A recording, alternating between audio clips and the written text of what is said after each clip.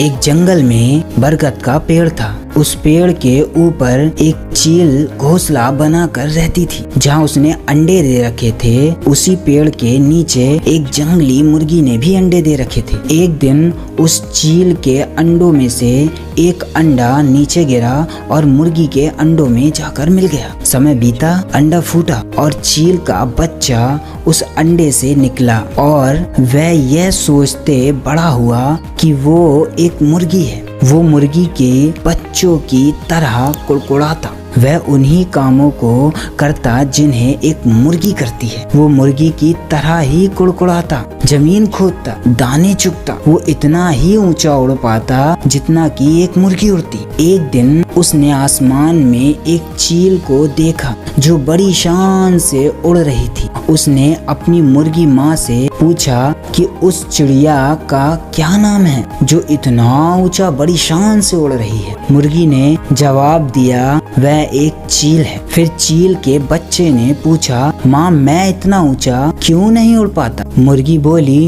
तुम इतना ऊंचा नहीं उड़ सकते क्योंकि तुम एक मुर्गे हो। उसने मुर्गी की बात मान ली और मुर्गे की जिंदगी जीता हुआ एक दिन मर गया। जो भी हम सोचते हैं या कुछ नया करते हैं या कुछ नया करने की कोशिश करते हैं तो दूसरे हमें यह कहकर रोकते हैं कि तुम ऐसा नहीं कर सकते, ऐसा नहीं हो सकता, और हम अपना इरादा यह सोचकर बदल लेते हैं कि वाकई में ऐसा नहीं हो सकता। क्या जानते हो कि आधे लोग अपने आप को यह सोचकर रोक देते हैं कि नहीं मैं नहीं कर पाऊंगा, क्योंकि उन्हें दूसरे लोग यह बता देते हैं, शुरू में ही बता देते हैं कि तुम ISI नहीं बन सकते। बस इतने में ही रुक जाते हैं। क्या उसने कह दिया मतलब होगा मेरे अंदर कोई गलतियां होगी जिसकी वजह से मैं नहीं बन सकता, और यही गलती इंसान को असफल बनाती है।